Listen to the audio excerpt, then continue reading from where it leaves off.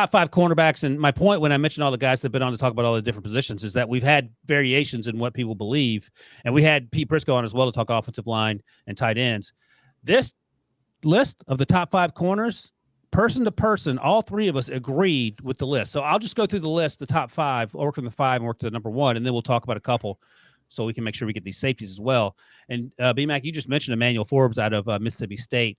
6 feet, almost 6'1", 166, but ran into the 4.3s. And Rick talked about him in the fall, about his ball skills. And B-Mac, give me the stat you gave us last week on Network about Emmanuel Forbes. You remember it? Yes, I do remember it. All right. In 3 years at Mississippi State, 6 pick sixes. I mean, he's caught 6 and he's returned 6 for touchdowns. In 3 years, a total of 18 interceptions. This is a guy who's always around the football, and I can care less about him being 166. He played at a high level in the SEC, played against top-tier like talent at the wide receiver position. And since day one, he jumped on campus. He created turnovers. He left creating turnovers. That's just who he is. Rick, is there anything analytics that you guys learned about ball skills in terms of interceptions in college transferring to the league? Yeah, I learned it from, to be honest with you, from Nick Saban and defensive back play. And the one thing he emphasized was ball skills. And Coach Zimmer did the same thing. Every one of the defensive coaches I've been around emphasized ball skills, because you can be in position, but if you can't locate the ball, they're still catching the ball on you. But you have to have, whether that's instinctual, I don't know if you can train that better. I think it's a little more instinctual. You can be in great position, but if you can't find the ball in the air, then you're going to have issues. This kid, Forbes, can find the ball in the air. He looks like a receiver when he goes up and gets the ball. And I love this kid in the fall. I didn't know. I saw him play live against Alabama. When I saw his legs, I was like, this guy is a stick figure. But he doesn't play like that. And even for 166 pounds, he'll throw his bag of bones in any pile. He's not afraid to come up and run support. But he is just naturally instinctive corner that knows how to find the ball in the air. And I really think, Rick, would you take him in the first round? Yes. You know who this kid reminded me of, B-Mac, and you can correct me if I'm wrong, but when I was down in Miami, Sam Madison. Sam was a skinny corner, but Sam had really good ball skills. We had Madison and Surtain. Yeah. Yep. Did you have a comp, B-Mac? I thought you had a comp for Emmanuel Forbes too. Did you? Yeah, Fred Smoot. Oh, yeah. That's Freddie. Yeah, had Fred Smoot, who also went to Mississippi State as well. Remember, he wasn't as skinny as Emmanuel, but he was a light guy, played with a lot of confidence, similar to Emmanuel Forbes, a very, very technique sound guy, and just competed. Just really loved to compete, and that's who Emmanuel Forbes is as well. And I'm right there with you. I think he will go in the first round. Just running that 4.35 was something he needed to do, being that light. So if you're going to be that light, you better be fast. And add in the ball skills, which not a lot of cornerbacks have, and that's why they're, I don't want to be disrespectful to you, B-Mac, but that's a lot of times why you're playing cornerback. It's the truth, no question. The guys that have great ball skills, they get paid big dollars. It's the same for guys who can get sacks. If you can get sacks, you're going to get paid. If you can get turnovers, you're going to get paid. And that's who he is. Creating turnovers becomes a habit. Either you create that habit or you build on that habit. He's been able to do both. Yeah, I think first round is a real possibility. I've heard that he's, and maybe you said the same thing, Rick, but he's moving on up the board. At 4, all three of us, have Deonte Banks out of Maryland. In the fall, I was focused on his teammate Ja'Cory Bennett, who plays on the other side, who had a really good season. But Tay, as he goes by, Tay Banks, I think he did himself a lot of favors. And Rick, we've talked to him for months now as a first rounder, and I'm guessing if you like Emmanuel Forbes in the first round, B-Mac, you also like Tay Banks in the first round. No question. He's going first in my mock. I can't tell you what team. I will allow you guys to see that on Monday. But, Banks is a baller. He plays with a lot of swag. I love that he wants to tackle as well. The thing about cornerbacks, and Rick, studying the position as for long as you've done as a GM, there are a lot of corners that tackle because they have to. Then you have some corners that tackle because they want to. He's one of those want to type guys in regards to tackling. and just his skill set. You talked about in the beginning of the season, yes, Bennett was getting all the attention coming into the season for Maryland in the secondary. But then when you turn on the tape, Banks continued to flash. He continued to be where he needed to be, consistency, locating the football in the hip pocket of every wide receiver he was covering. And then when he went to the combine, wow, I mean, 6 foot, almost 200 pounds, ran 4.3, jumped well, looked good in his drills. I mean, that was the stamp of approval he needed to get. And because of that, he will hear his name called in the first round. And some corners don't want to tackle, will refuse to tackle, and aren't willing to tackle. So this dude is the exact opposite of that. I'm anxious. I had a tough time trying to make some pro comparisons with these corners, and this may be way off base, but I'm going to throw it out there anyway. I put him similar to Xavier Howard when he came out.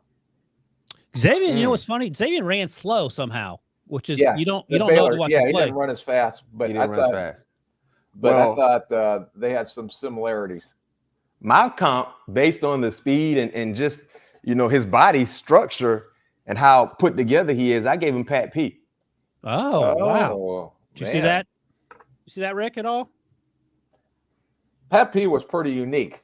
I mean, I don't know if he's going to be Pat P, but that's why Xavier Howard was a well-built corner too. Yeah, that I thought played a lot of man, and when he came out of Baylor and did a lot of good things. But, so Xavier was 6 feet 201. He ran a 4.58 somehow, but he is long, 33 vertical.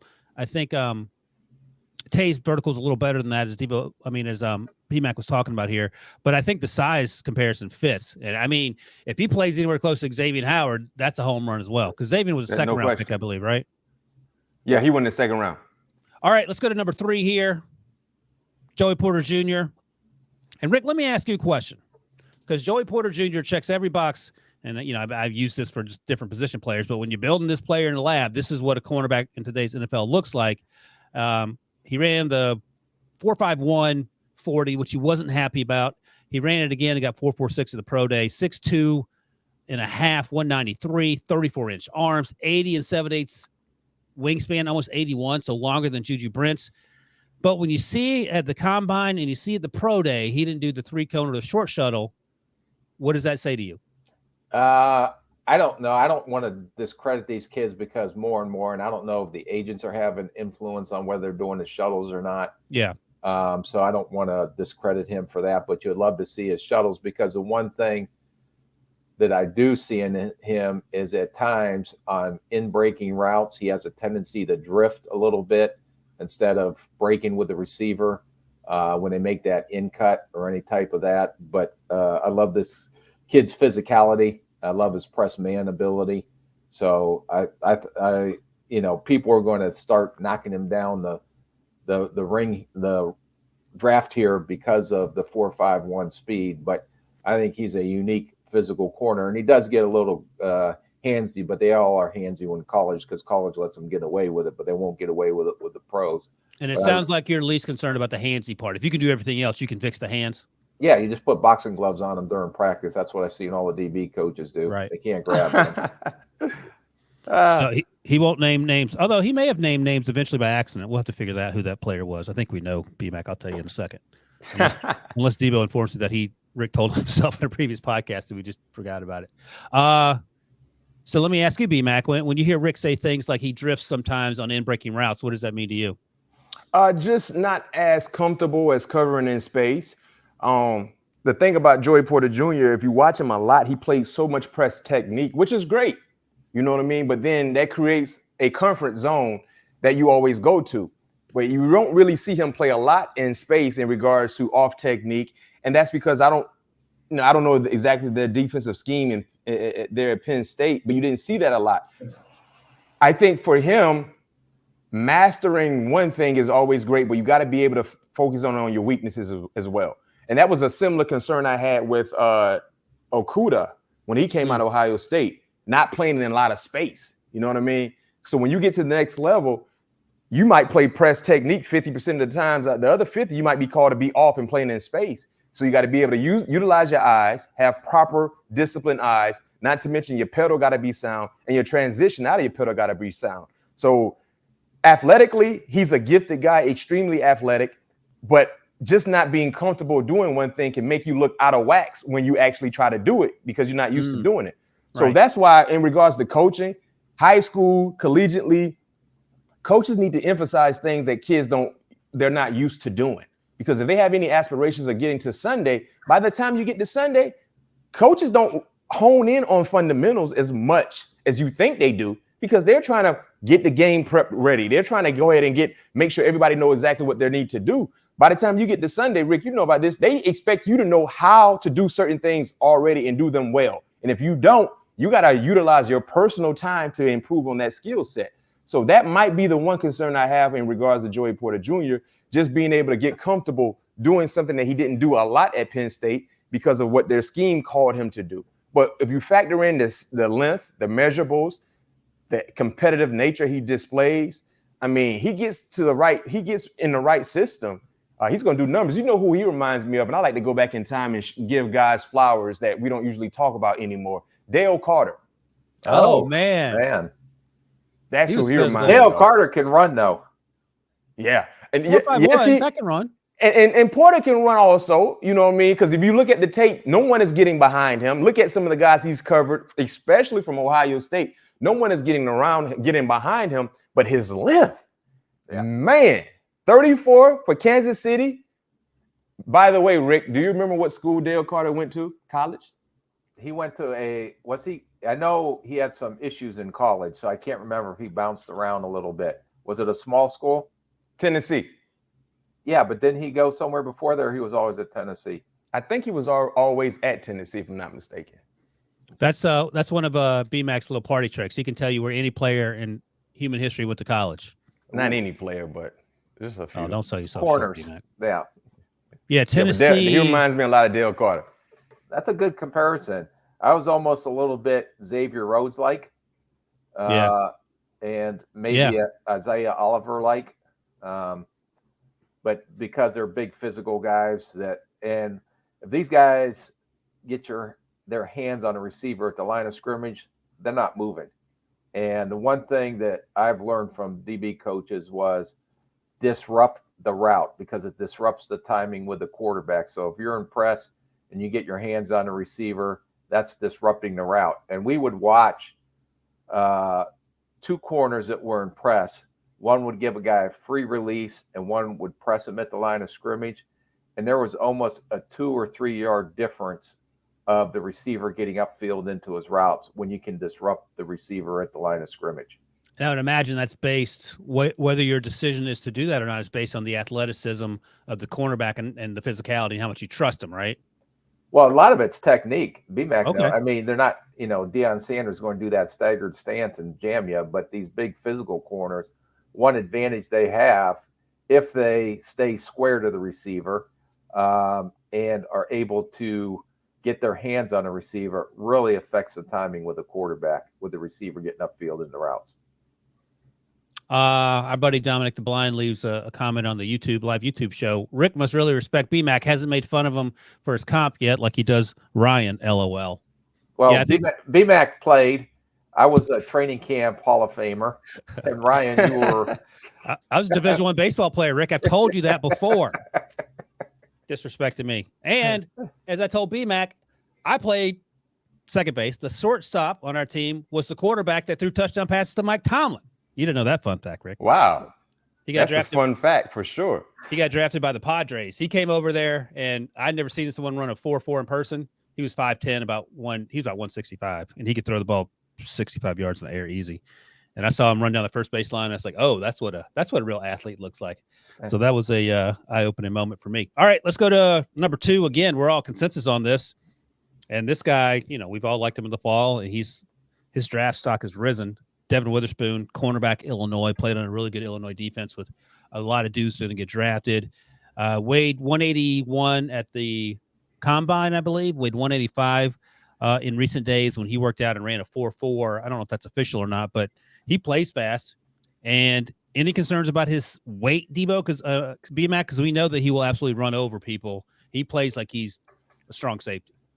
No concerns. The thing about Witherspoon, he's 185, but when you look at his body, he's well put together, extremely solid, ripped. You can tell he's in the weight room, putting in work, and he has a nice foundation as well. So that's what wowed a lot of people and surprised a lot of people during his pro day, because he worked out without his shirt on, and everybody got a chance to see exactly how well put together and solid he is. And then when you factor in what he actually ran, oh man, I mean, you love everything about this kid.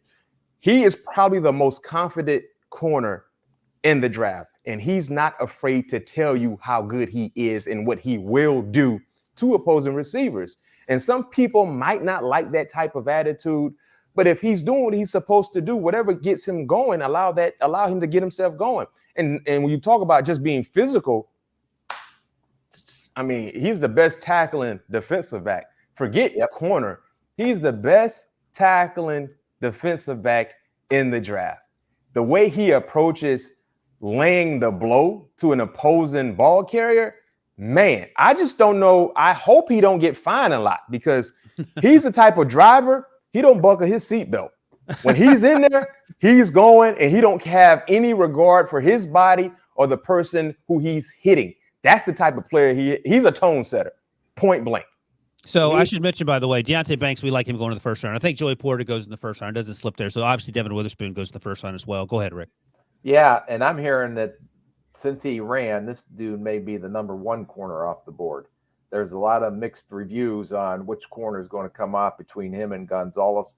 And the reason I'm saying that is because of what BMAC just stated, is that this dude is a tone center, and it's hard to find a corner that will be a tone setter for your defense. Now, I'm not comparing him, but I mentioned him earlier. They're not the same size, different type players, but as a tone setter, Antoine Winfield Sr. would rack you, and this kid will rack you as well. So I had a tough time. I don't know, B-Mac, if you came up with a pro comparison, because it's hard to find corners that can cover in zone and man and then support the way he does. I had a real tough time finding the guy as complete as this player is.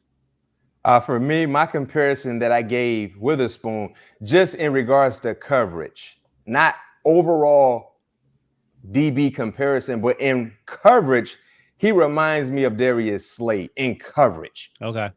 The way he covers. Clearly, Slade does not hit like Witherspoon. Like Witherspoon is an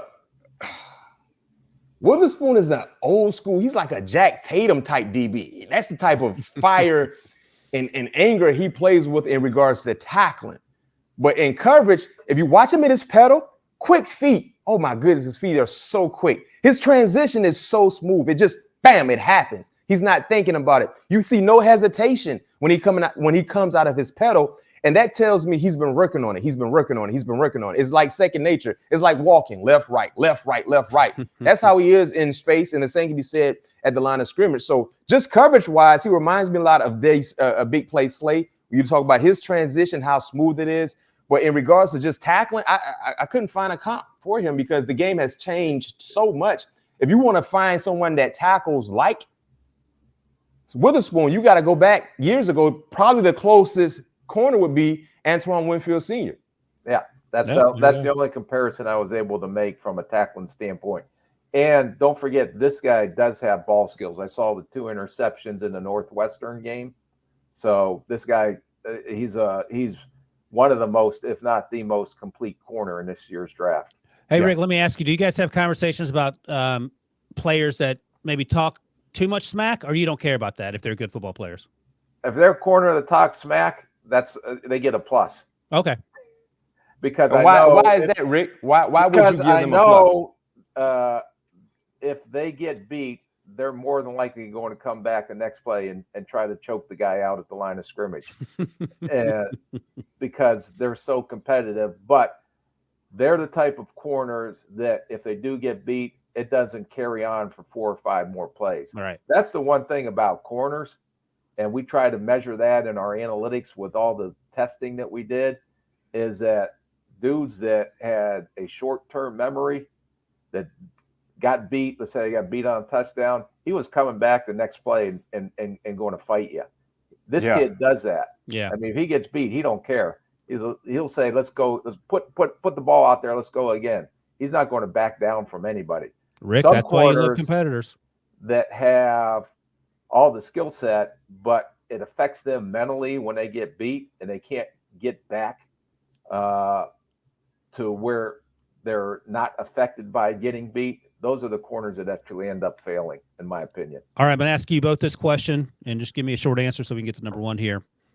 If you're sitting there at 7 and you're the Las Vegas Raiders and you're not trading out, and Devin Witherspoon's sitting there and you have huge needs, are you taking him at that high? Is that too high to take Devin Witherspoon? No. Rick? No? B-Mac? I agree. It's not He'll that be in high. the top 10. I'll bet anyone $1 he'll go in the top 10. By the way, you're losing dollars, so you might want to be careful. Okay with that? He's already in debt. Rick is already in debt. All right, so look, I agree with you guys. I think he'd go top 10, and I agree with what you guys have said about the way this young man plays. There's a young man for you. But let me ask you this, B-Mac, because number one, consensus Christian Gonzalez. Why is Christian Gonzalez, how is he better than Devin Witherspoon based on what you just explained to me? It's about the measurables. Oh. 6'2", 4'3". Ball skills. 6'2", 4'3". Yeah. It's like one thing about the game of football and basketball.